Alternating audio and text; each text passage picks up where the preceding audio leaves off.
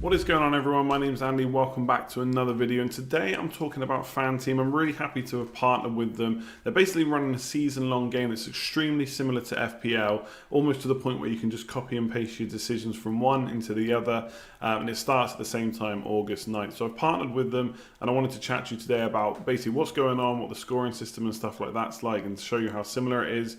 Talk about some of the differences, and then ultimately build a team that I'd be looking to start off the season. So just to run through what's going on, season-long game, very similar to FPL, and I'll talk about that a bit later in the video. There's a prize pool of a guaranteed €250,000, which is huge, and the entry fee is €25. So obviously it's very similar to what a lot of people play for cash money leagues in FPL. Apart from this, it's got a much bigger prize. The first place is €50,000, and there's various other prizes along the way, which we'll talk about. At the moment, if you sign up, there's a 200% deposit bonus. The link is in the description below if you want to sign up through my link. There's weekly tournaments as well if you want to do stuff outside of the season-long game, and then the season starts on August 9th, just like FPL. So just to talk quickly through some of the differences, there's no bonus points, which I think a lot of people like. Obviously, players like Salah in FPL, they don't do too well on bonus, even though they still smash it for overall points. That should help them in a game like this. Impact factor is something they're using instead. So this basically awards players with either a positive or negative point, depending on whether the team was winning or losing while he was on the pitch. And there's no chip system. So again, I know some people don't like that in FPL. So no chips, no triple captain, all that kind of thing. But there are 2 wild cards. So similarly, you use it one in the first half of the season, one in the second half of the season. You can fully change your team.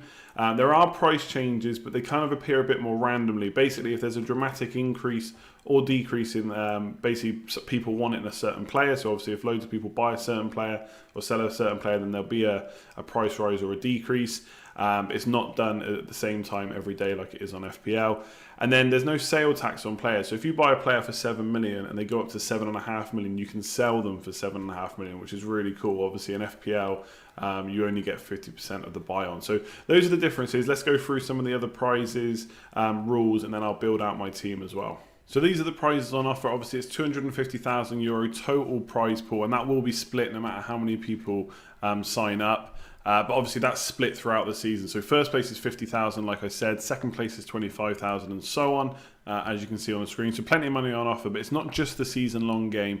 There are Manager of the Month awards. So first place is €1,000, second is €500, and so on, right down to kind of 5th to 19th. And then there's also Best Game Week Manager as well. So potentially you could get 250 quid just for one game week. And obviously that would recoup the money that you've put in. So season-long game, €25 buy-in. Obviously lots on offer, but there is weekly, monthly prizes just for this one game, regardless of whether you buy into any other kind of weekly tournaments and stuff as well. So the scoring system is very similar to FPL, like I mentioned before. You can pretty much see on the screen it's exactly the same for the most part. Defenders get 6 points. They do award 8 points if a goalkeeper gets a goal, although it does seem pretty unlikely that we'd see that. But you never know. Playing up to 60 minutes is 1 point, over 60 minutes is 2. And if a midfielder or a striker plays 90 minutes, they get 3 points, which is quite interesting. Obviously, we know a lot of players do get brought off for a rest at the end of the game. If you get a striker that's going to play 90 minutes week in, week out, there is a potential for a few extra points there over the course of the season. Clean sheets are kind of the same, and obviously there's minus points for yellow and red cards. You do get 0.5 points for every keeper save by the looks of it, which is interesting because in FPL you've got to get 3 saves for 1 point. So if they make 3 saves in this, they get 1.5, which is interesting. And obviously if they only make 1 or 2 saves during the game, they're still going to get a couple of extra points. So that may make premium keepers slightly better who don't usually tot up the total saves to like kind of, 3+. It's very rare that a premium keeper would get like 6+ saves. But if they're going to get like maybe an extra point for saves in a match that they win and get a clean sheet, then potentially those kind of 6 points for a clean sheet could then start turning up to 7, 8. Which is pretty interesting. Obviously, without bonus points as well, premium keepers could be slightly better off of there. So that's interesting. And obviously, you've got the usual stuff for kind of penalties and stuff like that as well. So I'm going to start building my team now, make a full squad of 15. Like I said, the beauty is I can pretty much take my knowledge from FPL and the squads I'm building in FPL and bring them over to Fanteam. Now, there are some differences. So, for example, Leroy Sané is only 8.5 million. I think he's 9 or 9.5 in FPL. So that's a bit of a bargain if he gets minutes. Bernardo Silva's more expensive in Fanteam. He's 9 million, so that really puts him off going into my team, and Rashford's 9 million as well, where he's only 8.5 in FPL. So those kind of players I'm put off by, but there are some interesting ones that you might want to go for in Fanteam that perhaps you're not considering FPL, or if you are, this could make them even more valuable to your teams in Fanteam. So Jamie Vardy is 8.5 million instead of 9 like he is in FPL, which is great. Super consistent over the season. And Gerard Deulofeu at Watford, who a lot of people are looking at, he's 7 million, so he's more expensive, but he's a midfielder, so he's going to get the extra points for clean sheet, extra points for scoring a goal as well. So that's definitely something to take into consideration. For my team, I've pretty much started every single draft I've made with Salah and Sterling. So they're going to go into this team as well. That's my captain sorted for the opening few game weeks. Let's see if they keep performing. Let's see if Kevin De Bruyne can keep up with Sterling. And then we'll go from there. I think in goal, I've got to go cheap. I know that premium keepers, like I said earlier, could be good in this because they will get, even if they don't top up a massive amount of saves, they could get clean sheets plus a couple of save points here or there. But I still think goalkeepers, if they can rack up kind of 4, 5, 6 saves, it's going to be huge extra points in this. So I'm going to go cheap, and I'm going to go for both Brighton players. Obviously, I've got transfers later on in the season that I can use, but Brighton have got a fairly good start to the season, so I'll probably go for those two first of all for 4.5 and 4 million. Obviously, if Ryan gets injured, then Button can step in. And sticking to defence, I think got to have 3 Liverpool players. They are probably some of the best options in the whole of Fanteam.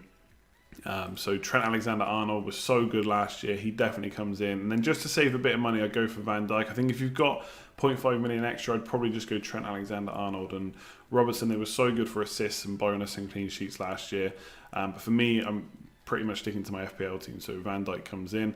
And I really want a Man City defender. And obviously, Laporte is the one to go for. But Zinchenko looks like he probably will start the season. So for 5.5 million, he's definitely in for me. And obviously, you don't need to play all 15 of your players every week, so your bench options can be cheap, and they should be cheaper to make sure that you've got enough money on the pitch. So for me, I'm going for Crystal Palace, and I'm going to bring in Martin Kelly, who is starting pre-season games at the moment. I will say that Tompkins and Saka are both injured. They could come in and be the first choice centre-back partnership. But if Kelly impresses in pre-season, there's a chance that he's given the opportunity to start the season. And if he does well, then 4 million.